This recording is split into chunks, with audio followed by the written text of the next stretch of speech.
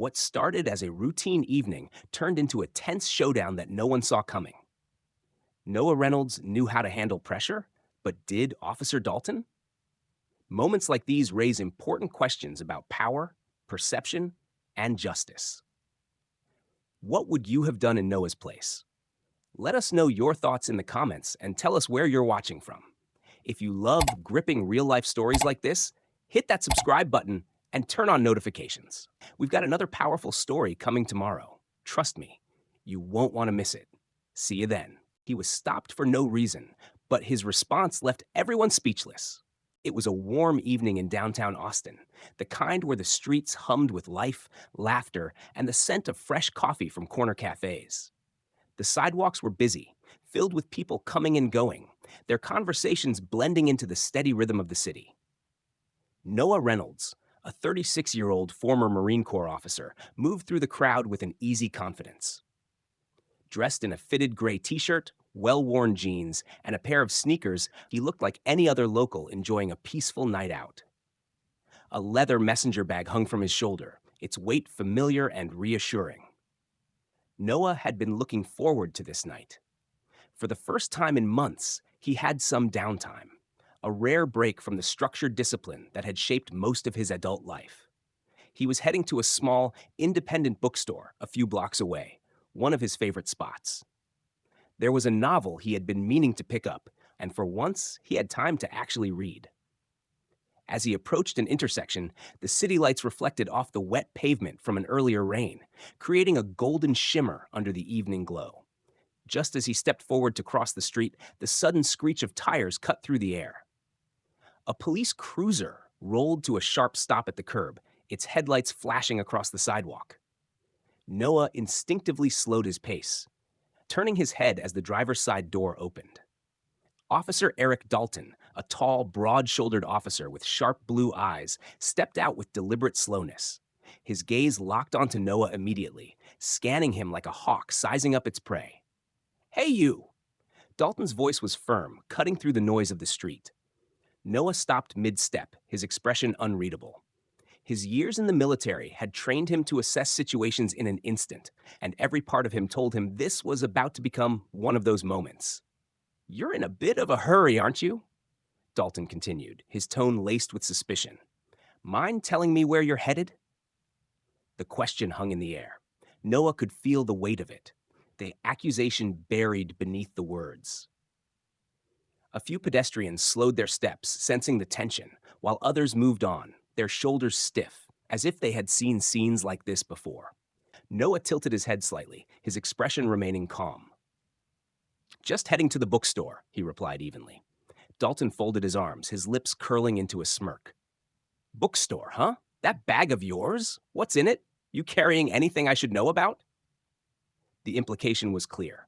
The officer's stare bore into him, waiting for a reaction. Noah could feel the growing number of eyes on them, the unspoken expectations hanging in the air. But instead of frustration or anger, something else flickered in Noah's eyes. Quiet confidence. "You want to check?" Noah asked, his voice steady, almost challenging. Dalton straightened slightly, clearly not expecting that response. His hand hovered near his utility belt, his stance shifting as if trying to maintain control. "I'll be the one asking the questions," he snapped. A beat of silence passed. The air between them crackled with an intensity that hadn't been there before. More people in the crowd paused, discreetly pulling out their phones. Noah exhaled slowly, shifting his weight slightly but staying relaxed. This wasn't his first test of patience. He had faced pressure in situations far worse than this. "All right, officer," he said, his voice calm, controlled. "Let's do this the right way." Noah could feel the weight of the moment settling in. The steady hum of the city around him seemed to fade, replaced by the measured breaths of an officer who had already made up his mind. Officer Eric Dalton wasn't asking questions. He was building a case, even if there wasn't one to build. Dalton took a step closer, his boots clicking against the pavement. His posture stiffened, his hand still hovering near his utility belt.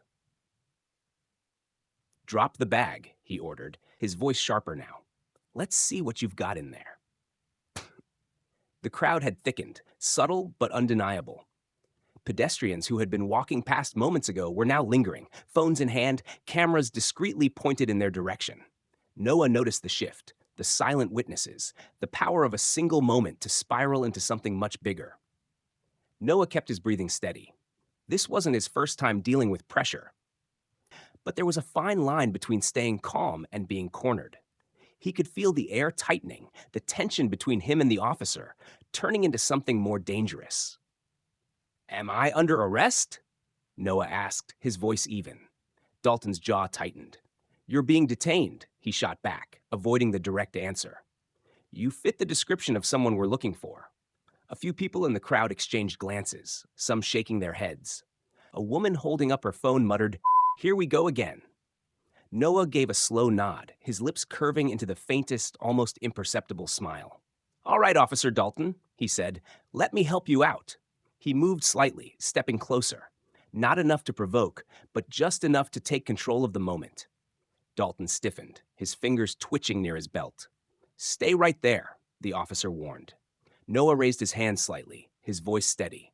Relax, I'm just giving you my ID. With slow, deliberate movements, he reached into his back pocket, pulling out a sleek card holder. Every move was precise, controlled. He wasn't about to give Dalton an excuse to escalate this further. He slid out a small, rigid military ID and handed it over. The second it landed in Dalton's hands, the officer's smirk faltered. His sharp blue eyes flickered over the details. Noah Reynolds, United States Marine Corps. Dalton hesitated, just for a fraction of a second, but Noah caught it. That was the moment everything shifted.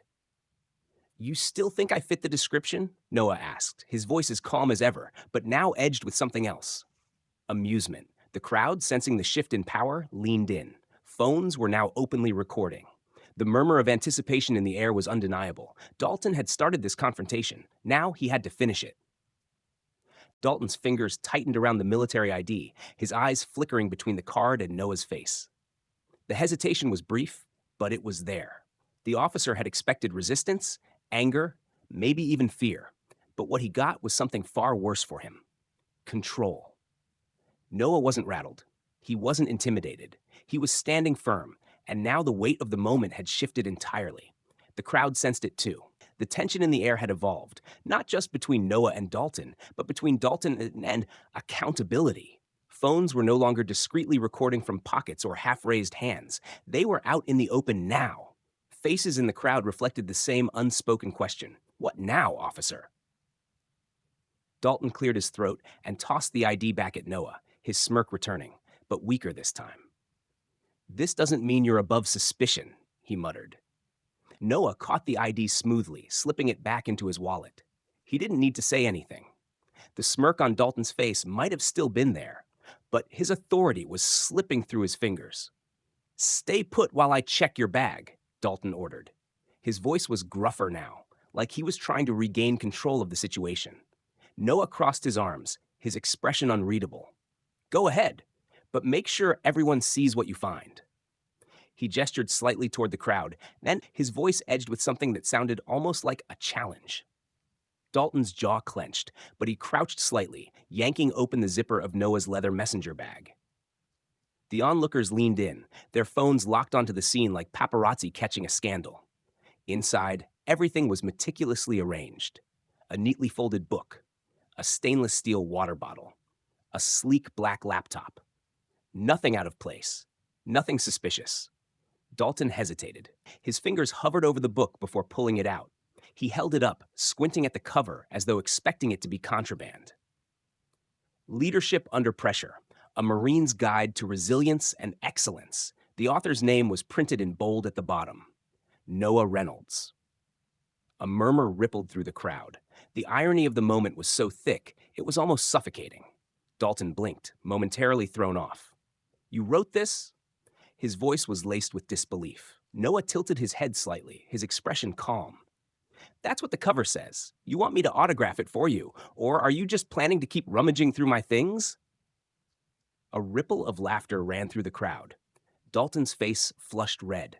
His grip on the book tightened before he shoved it back into the bag, harder than necessary. His frustration was starting to show. Cut the attitude, he snapped, his voice more defensive now. This isn't over. Noah raised his hands in mock surrender. Hey, you're the one making a scene, officer. I'm just standing here. Dalton ignored him, moving on to the laptop, flipping it over as if expecting something incriminating. When that failed, he grabbed the last item in the bag, a small leather-bound journal. He flipped through the pages, his eyes narrowing. The writing inside was neat, precise. A few words caught his attention, and for the first time, his expression changed. You don't fight for recognition. You fight because it's the right thing to do. Leadership isn't about power. It's about service. Dalton froze. His fingers hovered over the ink as if the words had stung him. The crowd stirred. Someone called out, "Well, anything illegal in there?" Noah's voice broke through the moment, polite, but with a quiet challenge underneath. "Go ahead, officer. Let us know what you find." Dalton slammed the journal shut, shoving it back into the bag, his frustration now visible on his face. "You're free to go," he barked, stepping back, his stance rigid. But Noah didn't move. He just crossed his arms and raised an eyebrow. "Not so fast," he said, his voice low but commanding. "You stopped me. You accused me of fitting a description. You searched my personal belongings in front of all these people." He gestured toward the growing crowd. "I think we're all owed an explanation." The murmurs grew louder. The moment wasn't over. It was just beginning. Dalton's face hardened, but there was no hiding the shift in the air. The power in the situation was no longer in his hands. The crowd, once hesitant, had grown bolder. Their voices mixed in a low murmur of anticipation, waiting, no, demanding, an explanation. Noah stood firm, arms crossed, his posture unshaken. "Well?" he asked again, his voice cutting through the noise. "Let's hear it. What's this description I supposedly fit?" Dalton opened his mouth, but nothing came out. He was cornered, and he knew it. He had walked into this moment expecting control, expecting compliance. But Noah wasn't giving him either. He had expected a man who would back down. Instead, he found a man who was ready to hold him accountable. A woman near the front of the crowd folded her arms. "Go on, officer," she called out. "Tell us why you stopped him." A man next to her shook his head. "Yeah, we're all waiting." Dalton's eyes flicked around at the dozens of phones still trained on him. The weight of their stares pressed against him like 1,000 pounds of concrete. His fingers twitched near his utility belt again, but he knew better than to act on impulse now. Noah tilted his head slightly, studying him. "I'll tell you what I think," he said, his voice calm, but carrying a quiet authority that cut deeper than any raised voice ever could. "I think you stopped me because you saw a guy walking down the street who didn't fit your idea of who's supposed to be here."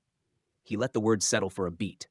"And when I didn't get nervous, when I didn't act guilty, that made you even more suspicious." The crowd murmured in agreement. A few heads nodded. They had seen this play out before. Dalton's jaw tightened. "That's not what happened," he muttered, but the confidence in his voice was gone. Noah exhaled, shaking his head slightly. "Then explain it," he said simply. "Tell us what exactly made me match your description." Dalton hesitated. That was all the answer the crowd needed. Someone chuckled. "Thought so?" a voice muttered. Noah took a slow step forward, keeping his hands in plain sight, not as a sign of submission, but to make sure the moment stayed controlled. "You know what your problem is, officer?" he asked, his voice smooth but sharp. "You expected me to lose my temper. You wanted me to give you a reason." Dalton's lips pressed into a thin line. "But I didn't," Noah continued, "because I've been trained for pressure like this, because I know exactly what it looks like when a man tries to assert power he doesn't actually have." He took one more step forward, lowering his voice so only Dalton could hear. "And because I've faced bigger threats than you." Dalton flinched. The crowd, sensing the end of the standoff, leaned in closer. Noah turned slightly, addressing them now. "This isn't just about me," he said, his voice carrying through the street. "It's about the fact that this happens every day to people who don't have a camera watching, who don't have the training to stay calm, who don't have a platform to push back." Someone in the crowd clapped, then another.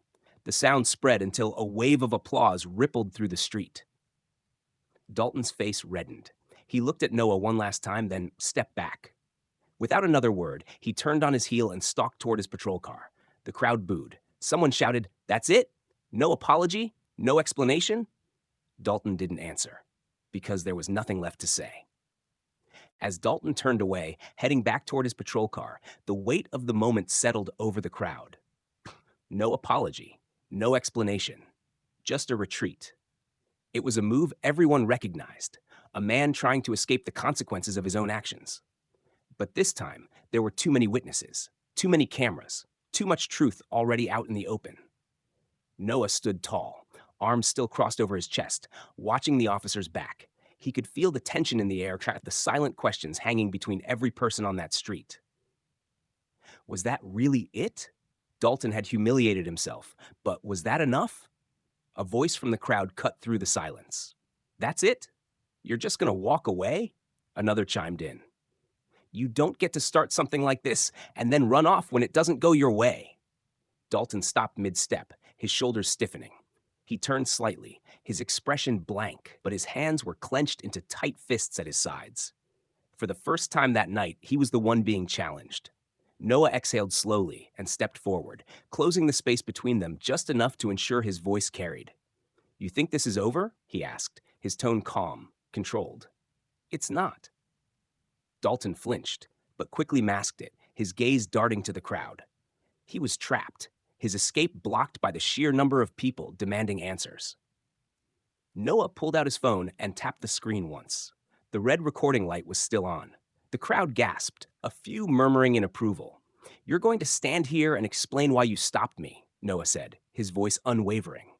Or, I'll make sure this recording is seen by everyone who needs to see it. Dalton's nostrils flared, his jaw flexing. He knew what that meant. His department, his superiors, the media.